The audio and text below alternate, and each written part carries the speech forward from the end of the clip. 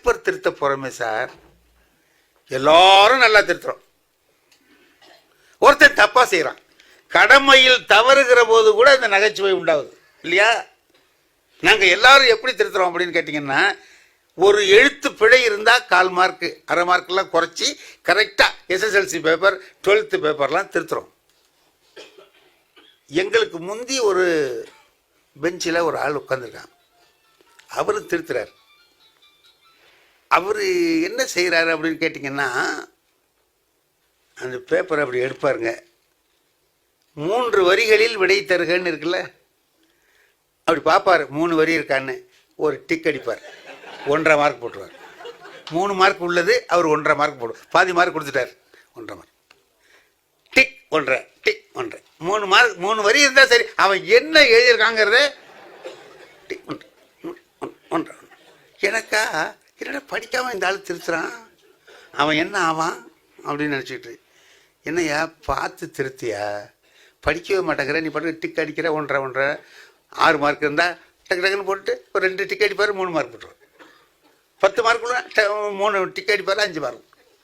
என்னையா இப்படி போடுற, கவனித்து படித்து, உன் பேப்பரை நீ திருத்தியா, நான் திருத்துறத நீ ஏன் பார்க்குற, வா வேலையை பாரு. இதே மாதிரி போடுவான், ரொம்ப கரெக்டாக போடுவான்.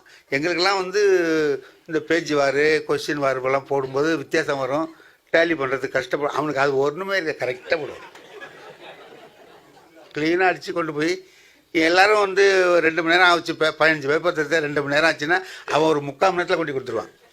டிக் அடிக்கிறது தானே, போட்டு அவன் என்ன இருக்காங்கிறத பற்றி பார்ப்போம். ஆனால் அவன்கிட்ட போகிறவன் எவனும் ஃபெயில் ஆக மாட்டான், இல்லை பாதி மார்க் வாங்கிடுவான். எல்லாத்துக்கும் பாதி மார்க் கொடுக்குறாருல்ல, எல்லா கொஸ்டினும் அட்டன் பண்ணியிருந்தான்னா கூட ஒரு 50 மார்க் வந்துடும். ஆனால் 90 வாங்குறவனும் 50 தான் வாங்குவான். ஏன்னா அவர் பாதிக்கு மேலே தான் போட மாட்டாரே. 98 மார்க்குக்கு எழுதியிருப்பான் அவன் 50 தான் கொடுப்பான். இவன்கிட்ட போனால் 50 தான், அதுக்கு மேலே வர அவன் விதி இவன்கிட்ட வந்துச்சுன்னு நினச்சிக்க வேண்டியதுதான். அந்த மாதிரி திருத்திக்கிட்டு இருக்கிறார் சார். ஒரு நாள் ஒரு தப்பு வந்துருச்சு இந்த பேப்பர் திருத்துகிற மையத்தில். நாங்கள் எல்லாம் சென்ட்ரல் வேல்யூவேஷன் ஒரு மதுரையிலேருந்து எல்லோரும் திருத்துறோம். ஓசூர் பேப்பர் வந்துருச்சு திருத்துறதுக்கு, எங்களுக்கு திருத்துறதுக்கு ஓசூர்லேருந்து பேப்பர். ஓசூரில் உள்ள பேப்பரில் என்ன ஒரு வித்தியாசம்னு கேட்டிங்கன்னா, ஒரு கிளாஸில் 4 தாய்மொழி உள்ளவன் இருப்பான். தமிழ் இருப்பான், கன்னடம் இருப்பான், மலையாளம் இருப்பான், எல்லாம் இருப்பான். கலந்து இருக்கிறானா அந்த பேட்டர்ன் மட்டும் ஒரே மாதிரி இருக்கும். 3 வரினா 3 வரி இருக்கும், மலையாள பேப்பர் இருக்கும், தெலுங்கு பேப்பர் இருக்கும், கன்னட பேப்பர் எல்லாமே இருக்கும். இதில் மாறி போயிடுச்சு, தமிழ் கவருக்குள்ளே தெலுங்கு பேப்பர் வச்சுட்டான், தெலுங்கு பேப்பரில் தமிழ் பேப்பர் வச்சுட்டான்.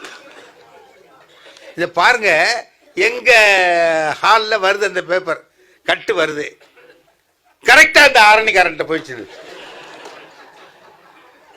Telugu paper, Tamil cover, Tamil cover உள்ளே இருக்கிறது தெலுங்கு பேப்பர். இவர் அப்படி கட் பண்ணிவிட்டு பேப்பரை எண்ணுவார், கரெக்டாக 15 பேப்பர் இருக்கான்னு எண்ணி பார்ப்பார். எல்லாம் எண்ணி பார்த்துட்டாரு, பார்த்துட்டு கிடுக்கிடுன்னு திருத்த ஆரம்பித்தான் பாருங்க. தெலுங்கு பேப்பரை திருத்தி மார்க் போடுறான் சார் இவன். டக் 1.5 டக் 1.5. நான் பார்த்தேன், தமிழ் எழுத்து மாதிரி இல்லையே, இதை திருத்துறானேன்னு விட்டு, எழுத்து என்னையா தமிழ் எழுத்து மாதிரி இல்லை, திருத்துறியன்னா இப்படிலாம் எழுதுறானுவோம், நம்ம என்ன பண்ணுறோம், ஒரு 4 1.5 போட்டோம்.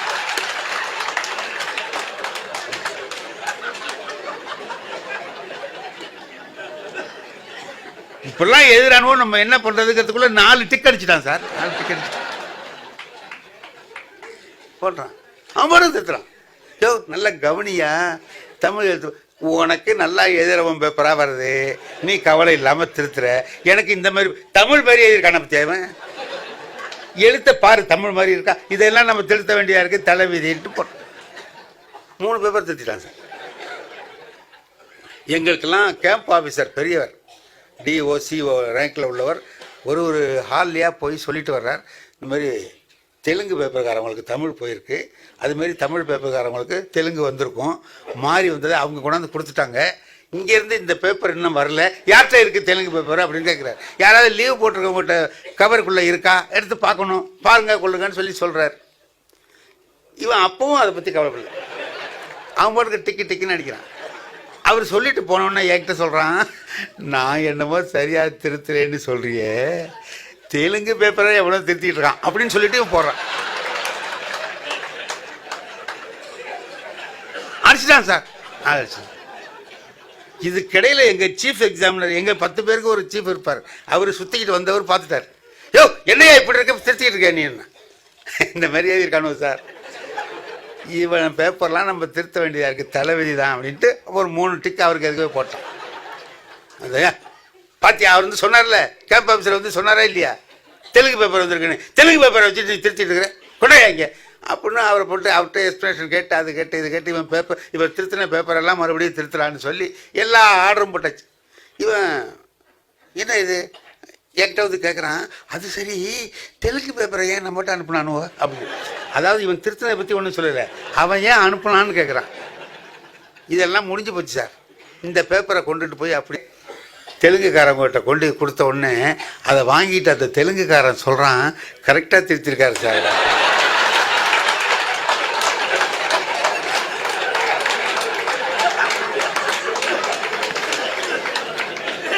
அப்போ அவன் எப்படி திருத்திருப்பான்?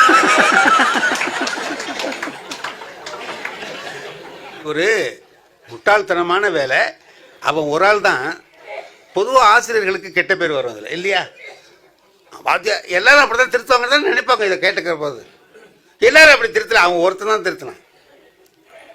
ஆனால் ஒருவர் தவறு செய்தால் கூட அது அந்த இனத்துக்கே கெட்ட பேராக வருங்கிறது ரொம்ப முக்கியமாக எல்லாரும் கவனிக்க வேண்டிய விஷயம்.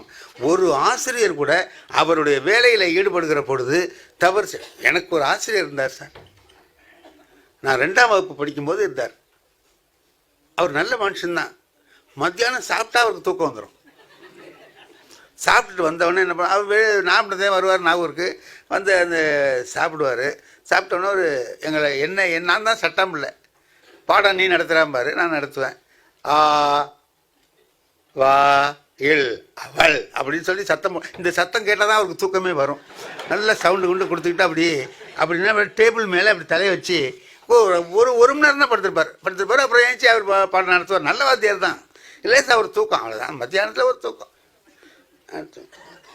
தூங்கும்போது என்கிட்ட சொல்லுவார், இந்த ஹெட் மாஸ்டர் வந்து தொலைப்பான், வந்தானா என்னை எழுப்பி விடு. சரி சார்.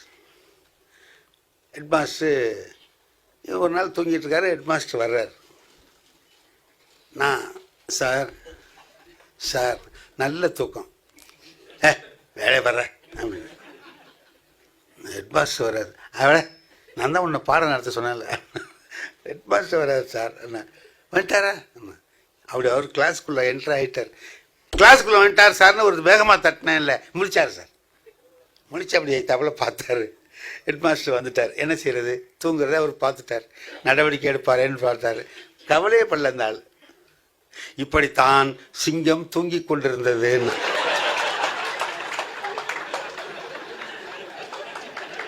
ஹெட் மாஸ்டர் கேட்டார், என்ன இதுன்னாரு. பயலுகளுக்கு சிங்கம் சுண்டலி கதை நடத்திக்கிட்டு இருந்தேன் சார்.